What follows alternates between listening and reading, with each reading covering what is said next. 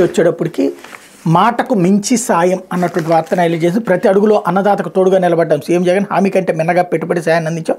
50,000 ఇస్తామని చెప్పిన ప్రతి ఒక్కరికి 67,500 ఇచ్చాం. ఒక్క వైఎస్ఆర్ రైతు భరోసాతో 34,288 కోట్లు రైతుల చేతికి. ఇది నిన్న కూడా చెప్పాను, ఇవాళ కూడా చెప్తున్నాను. 67,500 కోట్లు ఇచ్చారన్నటువంటి తప్పు. 37,500 కోట్లే ఇచ్చినట్టు. 30,000 కోట్లు కేంద్రానికి కూడా రాసేసుకుంటున్నారు. ఏడాదికి 6,000 రూపాయలు కేంద్రం ఇస్తోంది. జగన్ ఇస్తానంది 12,500. అయితే 13,500 ఇచ్చానని జగన్ చెప్తున్నాడు. కానీ 13,500 లెక్కనేసి 67,500 చేశారు. అయితే కేంద్రం ఇచ్చే 6,000 కూడా తన ఖాతాలో వేసేసుకుని తనిచ్చేసినట్టు చెప్తున్నారు. అది ఇక్కడ ఉన్నటువంటి మాట తప్పారు, మాట తిప్పారు.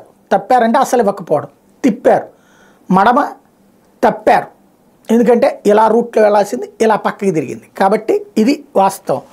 లేకపోతే వైఎస్ఆర్సీపీలో చేరిన టీడీపీ నేత గొల్లపల్లి సూర్యారావు, పి గన్నవరం టీడీపీ నేత నేలపూడి స్టాలిన్ బాబు కూడా వైఎస్ఆర్సీపీలో చేరిక చంద్రబాబు మెడబట్టుకుని గెంటేశారు. సీఎం జగన్ హక్కును చేర్చుకున్నారు.